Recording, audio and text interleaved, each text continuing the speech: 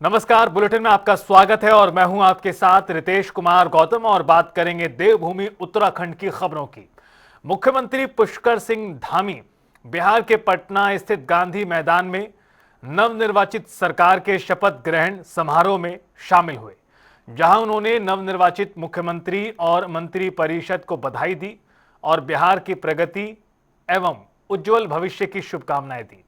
इस दौरान उन्होंने विभिन्न राज्यों के गणमान्य नेताओं से शिष्टाचार भेंट कर राष्ट्रीय विकास, सुशासन और समन्वय नीतियों पर विचार विमर्श भी किया। मैं नीतीश जी को और सभी मंत्रिमंडल में सभी मंत्रियों को सबको बधाई देता हूं, शुभकामनाएं देता हूं और माननीय प्रधानमंत्री मोदी जी के नेतृत्व में एनडीए गठबंधन की सरकार बनी है।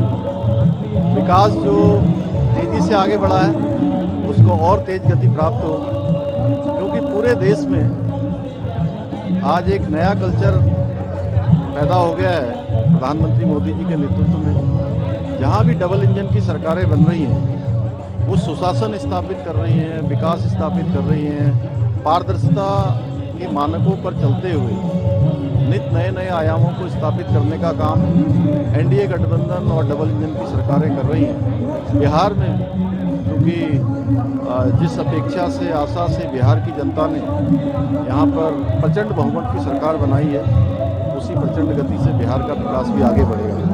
मैं सभी को, बिहार वासियों को भी सबको बहुत बधाई देता हूँ, शुभकामनाएं देता हूँ। जिले में सर्दी बढ़ते ही प्रशासन सतर्क हो गया है। ठंड को लेकर स्वास्थ्य विभाग ने समीक्षा बैठक की। इस दौरान जिलाधिकारी भी मौजूद रहे। हमारे संवाददाता हर्ष सैनी ने मुख्य स्वास्थ्य अधिकारी डॉक्टर आर.के. सिंह से बातचीत की।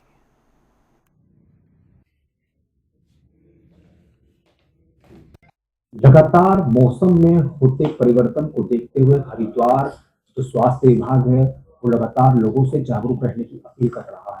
इस वक्त डॉक्टर आर.के. सिंह जो मुख्य स्वास्थ्य अधिकारी हैं हरिद्वार के, मेरे साथ जनता टीवी पर एक्सपर्ट जी बातचीत करने के लिए मौजूद हैं। सर, स्वागत है जनता टीवी पर। सर, हरिद्वार में किस प्रकार लोगों को जागरूक रहने की आप अपील करते हैं, क्योंकि लगातार मौसम में परिवर्तन लगातार और बैठक भी संभव।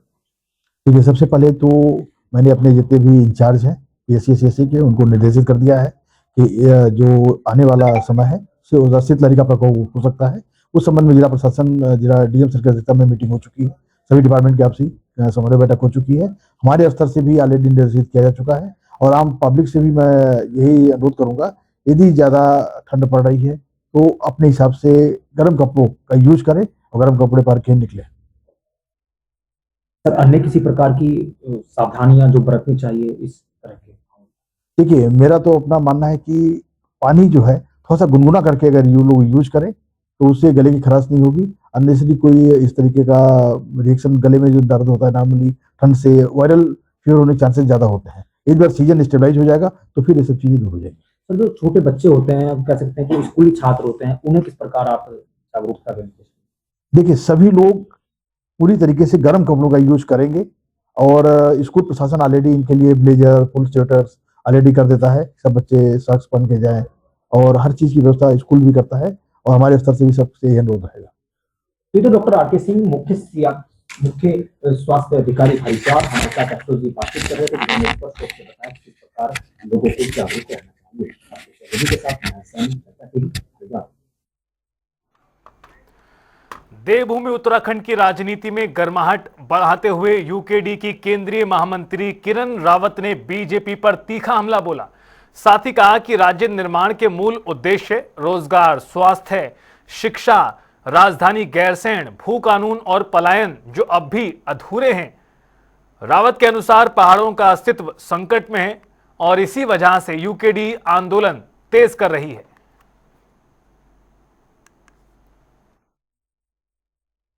देखिए, जैसा कि आप सभी ने पढ़ा होगा कि भाजपा की प्रदेश मंत्री नेहा जोशी जी का एक बयान सामने आ रहा है, जिसमें वो कहती हुई नजर आ रही हैं कि इस बार भाजपा देवभूमि उत्तराखंड में तीसरी बार जीत का परचम लहराएंगी। तो मेरा ये पूछना है भाजपा सरकार से कि देवभूमि उत्तराखंड उसका जो स्थापना हुई थी, आंदोलन जो हुआ था, किन मांगों को लेकर वो आंदोलन हुआ था? वो मांगे थी कि यहाँ के जो निवासी हैं उनका सामाजिक, आर्थिक, राजनैतिक विकास जो है किया जा सके। लेकिन आज जबकि उत्तराखंड का रजत जयंती वर्ष यहाँ पर धूमधाम से मनाया गया, तो मैं ये कहना चाहती हूँ, मैं पूछना चाहती हूँ, मैं ये सरकार से भी पूछना चाहती हूँ और मैं देवभूमि की सम्मानित जनता से भी ये पूछना चाहती हूँ, क्या जिन परिकल्पनाओं के लिए देवभूमि उत्तराखंड के लिए पृथक राज्य आंदोलन किया गया था, वो क्या आज पूरी हो चुकी हैं? आप रोजगार को देखिए, आप स्वास्थ्य को देखिए, शिक्षा को देखिए, पलायन को देखिए, आप देखिए कि हमारी राजधानी गैरसैंण की जो समस्या है, मूल निवास की बात करें, हम भू कानून की बात करें, महिला सशक्तिकरण की बात करें, कोई भी एक आधार ऐसा नहीं है जिसके आधार पर भाजपा ये कह रही हो कि हम देवभूमि में जीत का परचम लहराएंगे। और आपको हरिद्वार से बड़ी खबर बता दें, पायलट बाबा आश्रम के सामने सड़क पर हड़कंप हुआ है। पायलट बाबा आश्रम के सामने सड़क पर हुआ हड़कंप। मुख्य सड़क के 12 फीट आपको बता दें कि अजगर देखा गया है, जिससे हड़कंप मच गया।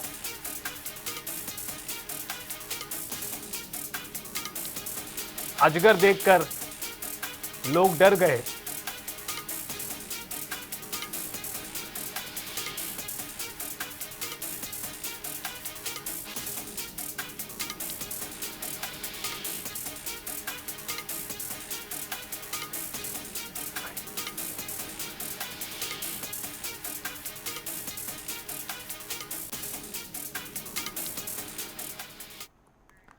शहर में अवैध वाहन एक्सेसरीज की बिक्री पर रोक लगाने के लिए आज परिवहन विभाग ने बड़ा अभियान चलाया और इसको लेकर एआरटीओ निखिल शर्मा और नेहा झा के नेतृत्व में टीम ने शहर की 8 से 9 दुकानों का निरीक्षण किया, जहां pressure horn, multi tone hooter, black film, अनाधिकृत एलईडी लाइट, स्ट्रोब लाइट और फैंसी नंबर प्लेट जैसी प्रतिबंधित सामग्री बरामद की।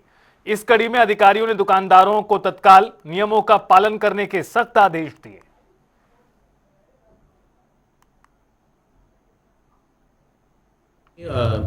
मोटर वाहन अधिनियम की धारा 182A के अंतर्गत जितने भी मोटर वाहन हमारे सड़क पे चलते हुए पाए जाते हैं, उनमें सिर्फ वही इक्विपमेंट्स लग सकते हैं जो कि मैन्युफैक्चरर ने सेंट्रल एजेंसी से अप्रूव कराए हुए होते हैं।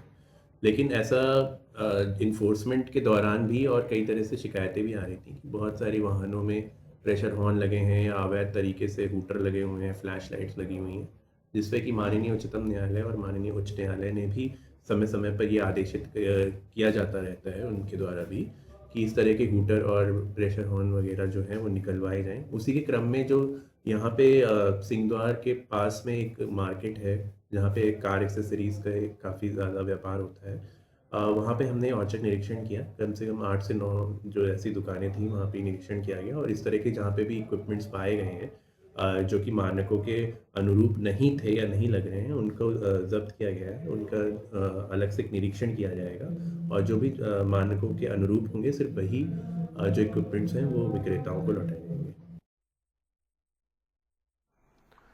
उधर आपको बता दें कि हरिद्वार में बहुउद्देशीय जलालपुर साधन सहकारी समिति के चुनाव में ममता सैनी ने निर्विरोध जीत दर्ज की। बीजेपी नेता सुबोध राकेश के नेतृत्व में निर्वाचित सभी डायरेक्टर्स और चेयरमैन का फूल मालाओं से स्वागत किया गया और इसके बाद क्षेत्र की जनता ने उनके अब तक किए गए सभी विकास कार्यों से प्रभावित होकर ऐतिहासिक समर्थन दिया।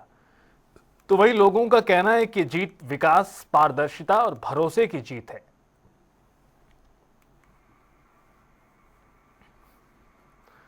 आगे बढ़ेंगे और आपको देहरादून से एक बड़ी खबर से रूबरू करा दें, जहां उत्तराखंड महिला कांग्रेस की नई ऑब्जर्वर पूनम पंडित बनाई गई हैं। अलका लांबा ने संगठन सुदृढ़ीकरण की जिम्मेदारी सौंपी।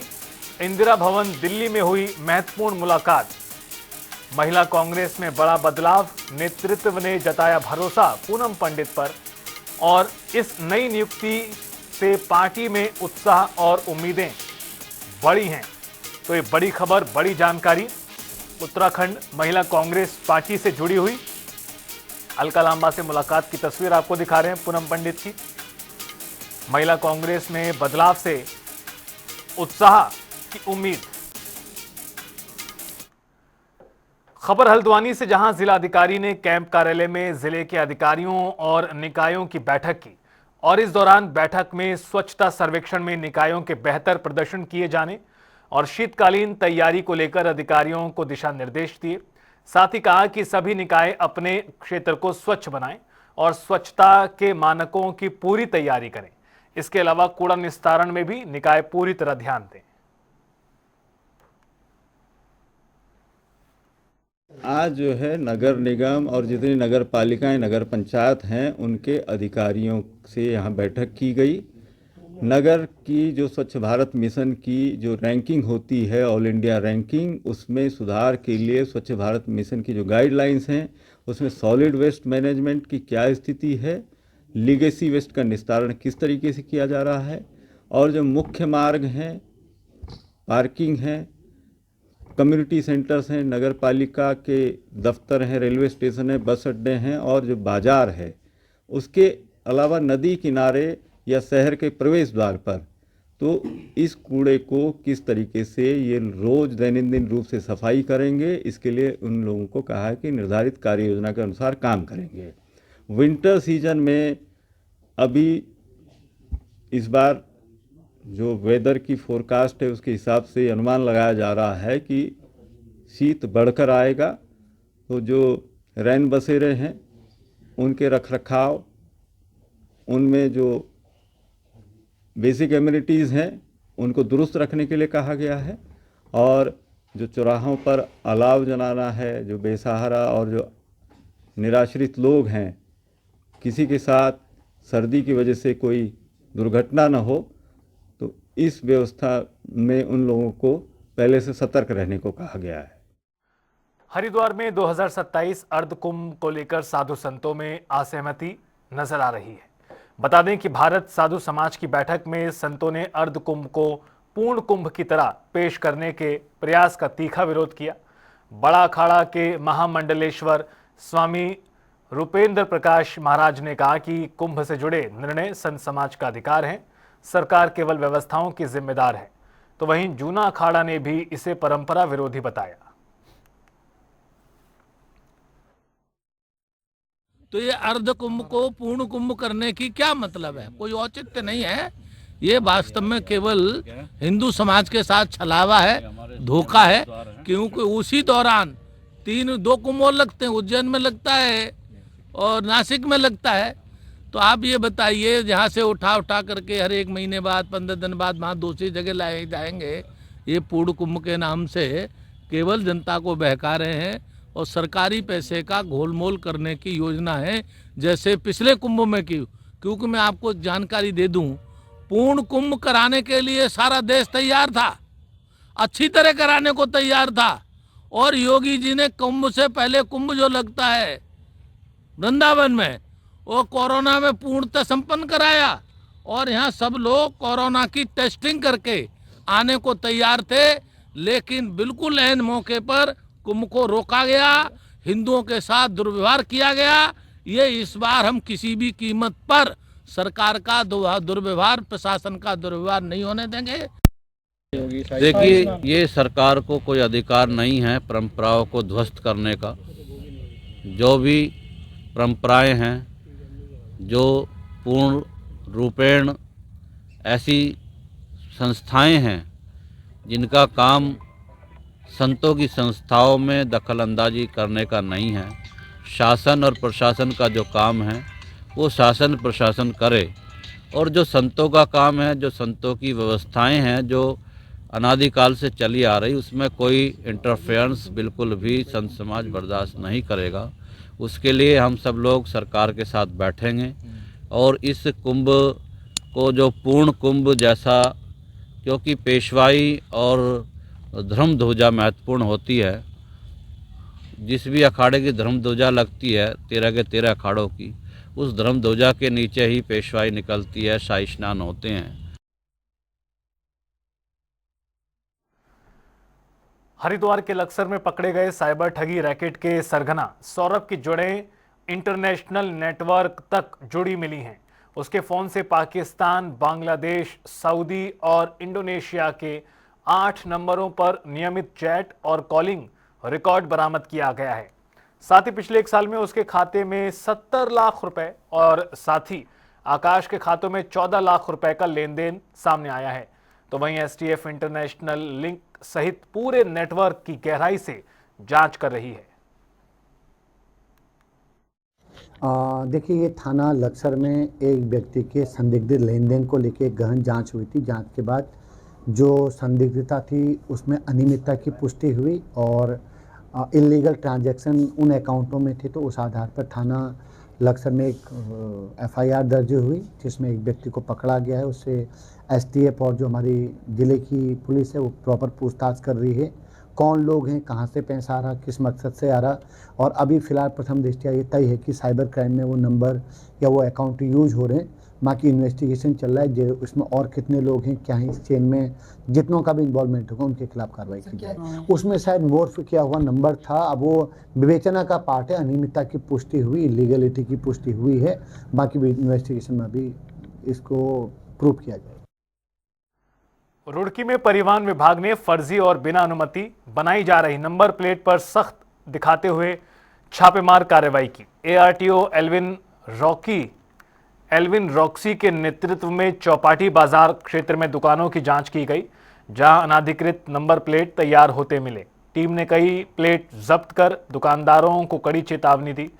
तो वहीं एआरटीओ ने साफ कहा कि मानक हाई सिक्योरिटी नंबर प्लेट ही मान्य है, उल्लंघन पर सख्त कार्रवाई होगी।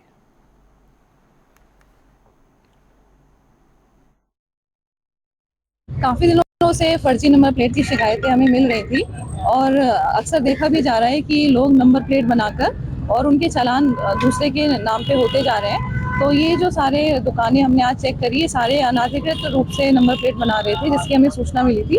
तो आज सबकी नंबर प्लेट तो जब्त कर ली है और यदि भविष्य में बनाते हैं तो उनकी दुकान बंद करने की कार्रवाई भी की जाएगी। जो सरकार का नियम है, जैसे कोई भी नंबर प्लेट अगर आपकी टूटती है तो जो गवर्नमेंट ऑथराइज्ड डीलर्स हैं जो नंबर प्लेट बना सकते हैं, या फिर जो आपकी कंपनी, जिस कंपनी की आपकी गाड़ी है वहां से आप नंबर प्लेट बना सकते हैं। लेकिन ये सारे अनऑथराइज्ड नंबर प्लेट को यूज ना करें, सिर्फ एचएसआरपी नंबर प्लेट जो होती है सिर्फ उसी को यूज किया जाए। हरिद्वार के मंगलौर स्थित लहबोली बहुउद्देशीय किसान सेवा सहकारी समिति चुनाव में विभा देवी निर्विरोध चेयरमैन बनी। डायरेक्टर पद के लिए हुए चुनाव के बाद चेयरमैन प्रतिनिधि विजय पाल का किसानों ने स्वागत किया। इस दौरान उन्होंने सभी किसानों का धन्यवाद करते हुए भरोसा दिलाया कि हर समस्या का समाधान प्राथमिकता में होगा। प्राथमिकता रहेगी, जो भी किसान संबंधित समस्या है उसका प्राथमिकता पर निराकरण किया जाएगा। जो पीछे समस्या रही वो ना तो वो नहीं कर सकते, अगर ये समस्या नहीं रहेगी नए व्यवसाय होंगे वो करेंगे। बस ये तो क्षेत्र की जनता का आभार बहुत बहुत जो है, हाँ जी, अभी इतनी बड़ी जिम्मेदारी दी है मेरे को, इसको निभाऊंगा मैं। बहुत खुशी का मौका है। इस मौके पर जितने भी हमारे डायरेक्टर थे उन्होंने हमारे चेयरमैन और सभापति और उपसभापति को निर्विरोध चुना है। इसके लिए मैं सभी क्षेत्र की जनता को बहुत बधाई और धन्यवाद देता हूं। उम्मीद कि आने वाले टाइम में ये जो संस्था है ये अपने चरम पर पहुंचेगी। जो पहले इसमें धांधलेबाजी हुई है, जो दिक्कत रही है, मैं कोशिश करूंगा और जो चेयरमैन साहब हैं हमारे और डायरेक्टर साहब मेरे बराबर में खड़े हैं, मांगेराम सिरोही जो इस सारे कार्य के सूत्रधार हैं, उनसे सबसे निवेदन और सब लोगों से कंधे से कंधा मिलाकर चलने की हम कोशिश करेंगे कि जो किसानों को पहले बहुत दिक्कत रही है खाद की, बीज की, दवाओं की, वो भविष्य में उसकी पुनरावृत्ति न हो। और ये संस्था किसानों के हित में सदैव काम करती रही है और सदैव काम करती रहेगी। मुझे पूर्ण आशा और विश्वास है कि इस क्षेत्र का विकास और इस संस्था का सहयोग हमेशा किसानों को मिलता रहेगा। रुड़की में पार्किंग की कमी बड़ी समस्या बनती जा रही है। मुख्य बाजारों में जगह न होने के कारण लोग सड़क किनारे ही गाड़ियां खड़ी कर देते हैं, जिससे जाम लग जाता है। ट्रैफिक पुलिस अवैध पार्किंग पर क्रेन से कार्रवाई भी कर रही, चालान भी कर रही है। तो वहीं स्थानीय लोगों ने प्रशासन से जल्द पार्किंग व्यवस्था बनाने की मांग की।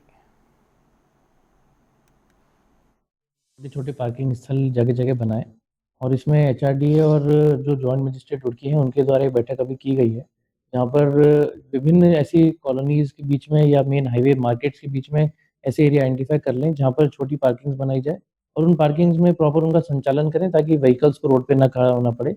इस बारे में हम ज़रूर कार्रवाई करेंगे। देखिए पार्किंग जैसा मैंने कहा पार्किंग का डेवलपमेंट एक कंटिन्यूअस प्रोसेस है, क्योंकि धीरे-धीरे गाड़ियों की संख्या भी बढ़ी है शहर में। तो जैसे-जैसे गाड़ियों की संख्या बढ़ रही है तो जो एग्जिस्टिंग जो पार्किंग्स हैं वो सारी कंप्लीट हो जाती है। हमें न्यू पार्किंग स्थल हम चयन करना और साथ ही मैकेनाइज्ड पार्किंग्स को भी प्रमोट करेंगे जिसमें कि लेवल बेस्ड पार्किंग भी हो सकती है। हरिद्वार जिला मुख्यालय से कुछ ही दूरी पर अवैध खनन रात भर जारी रहने से सवाल उठ रहे हैं। सिडकुल की बरसाती नदी में जेसीबी और डंपरों से होने वाला खनन विभाग की नाक के नीचे चलता है, जबकि कार्रवाई नाम की।